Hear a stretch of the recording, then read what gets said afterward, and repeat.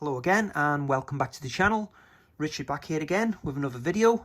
Today it's the video review of the Batman. So this is the Italian steel. It's got different artwork to the UK release that I'm waiting on. Be the same disc inside, so might as well do a video review on this one. So let's get this one opened and have a look at the packaging for the Italian release. And of course, 4K discs are region free, so you can import from all around the world, which is great news. So I can see that there's some damage to this steel, which is very disappointing. So anyway, I'll get on with the video. Here's a look at the Steelbook.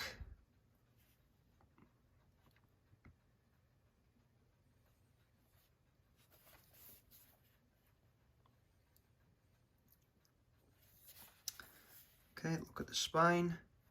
There is no 4K UltraHD Blu-ray logo or a normal Blu-ray logo, so it can be used for either release. So let's have a look at the back.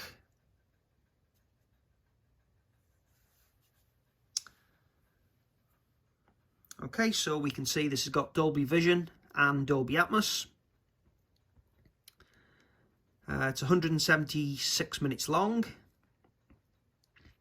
The Blu-ray disc as well has a Dolby Atmos track. So let's get the back off.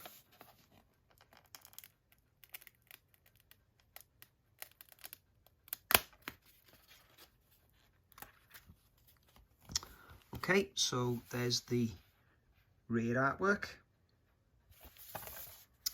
Okay, so let's get a close-up of the art on the front before we have a look inside.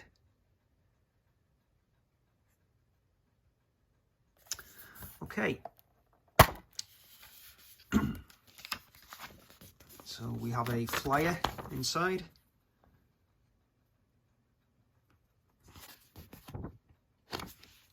And we have the 4K disc, which I'm hoping is a triple layer 100 gig disc, and it is. Great. And here's the Blu-ray.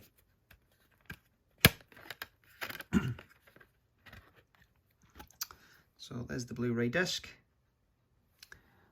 There's the internal artwork.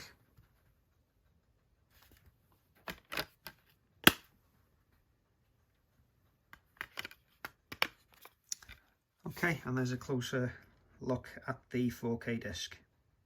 Okay, so just going to get this in the player now, and we'll check out the menu, have a look at the audio, any HDR metadata that we can get, and yeah, we'll take some shots at the end. Okay, so just putting the disc into the Pioneer player. So let's have a look at the menus, see what subtitles we've got, see what audio tracks we have, and we'll have a look at the bit rates and see if we can get the metadata.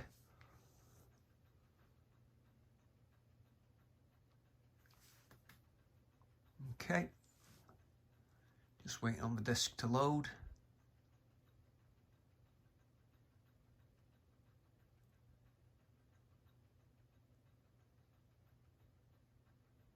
And another loading screen.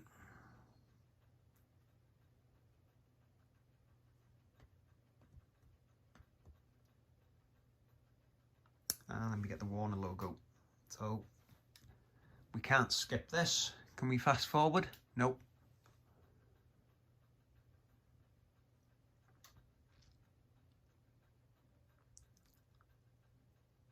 Okay, so we're at the menu here of the Italian disc. So scene selections.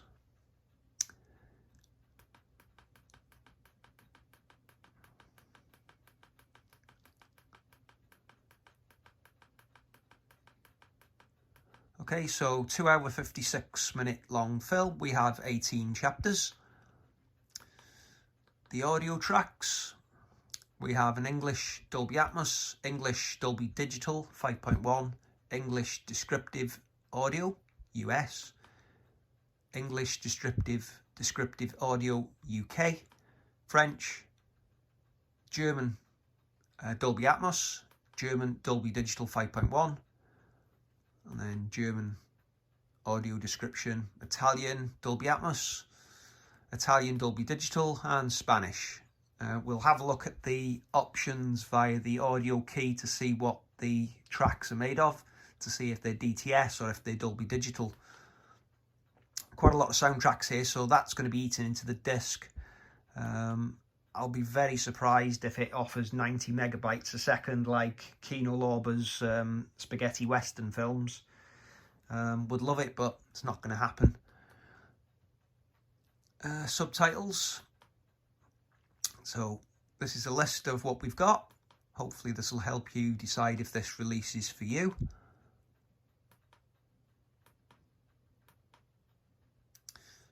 For my Czech friends, that's what you've got. Okay, no special features on this disc, so we've just got the movie. So 3-hour long movie, quite a lot of audio tracks with Dolby Atmos. It's probably going to be about 60 meg a second, which is a bit disappointing if it is, but let's have a look.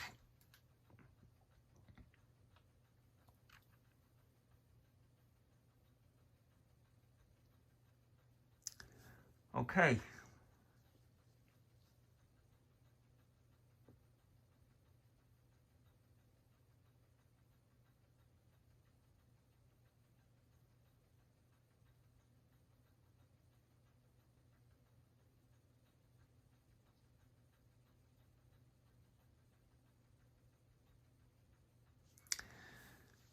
Okay, so it's an extremely low 50 meg. Soundtrack at the moment looks 16-bit as well. That's a shame.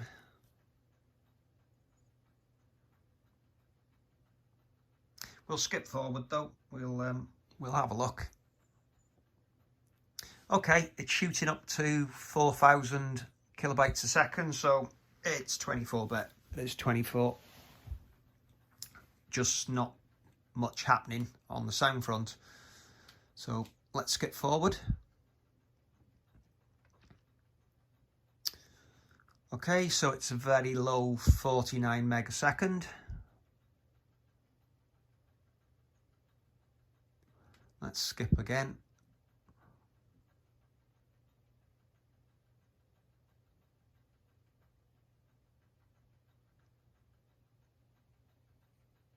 It is an extremely dark film, so there's a lot of elements on the screen that will not be resolved in the image, so it's probably not going to need as high a bit rate as the spaghetti western film, which is grain, which needs high bit rate to resolve the grain properly. We do have an 85 meg per second then, so a little bit of a spike.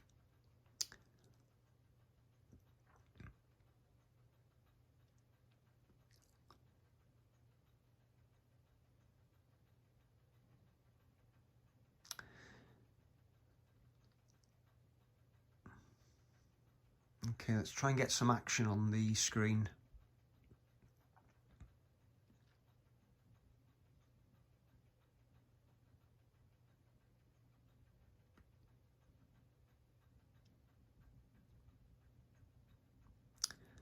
Okay, so yeah, it is a 24-bit track. We are getting bit rates which you don't get on 16-bit, so that's good to see. So with that happening, let's go through the audio tracks and check the others. So there's the Dolby Digital 5.1, which is English. We've then got another 5.1 English and another 5.1 English. Now we're into French. The French track is Dolby Digital 5.1. The German is an Atmos track, and that's got an extremely high audio bitrate on that, so 24-bit. We've then got German Dolby Digital 5.1, a German Dolby Digital Stereo. We have an Italian Dolby Atmos track, that's 24-bit as well. Italian Dolby Digital 5.1 and a Spanish Dolby Digital 5.1. So back to the English. Okay, subtitles: English, French, German, Italian, Spanish, Danish, Finnish, Norwegian, Swedish, French, German, Italian and Spanish. So sorry to my Czech friends, the Italian release doesn't have any support for you. Sorry about that. Okay, so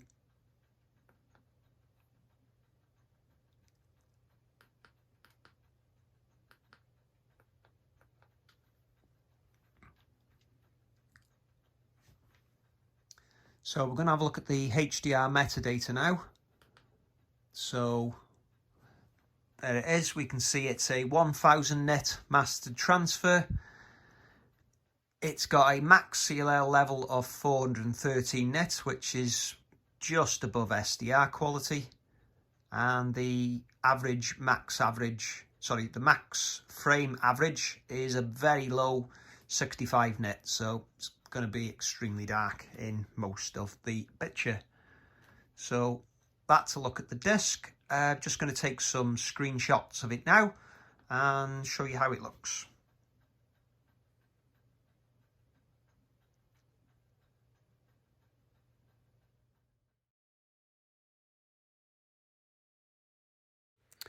Okay, so just finished the movie. The bitrate stayed around mid-40s, and the audio bitrate was just under 3000 kilobytes a second. I've seen higher.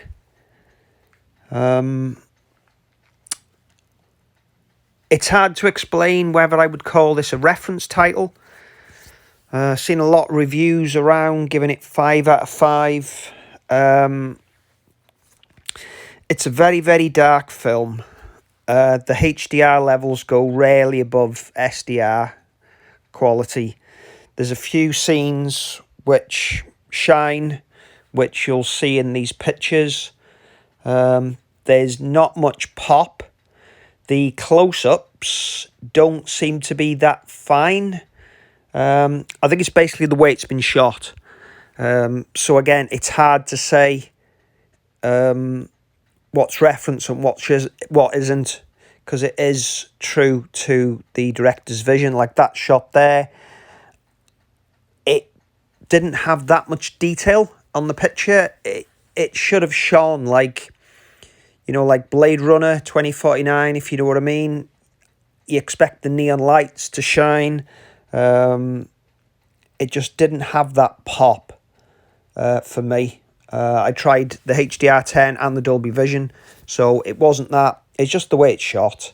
The disc is true. Saw this in the cinema twice. It did look like this there. I will say the black levels look better on the disc than they do in the cinema.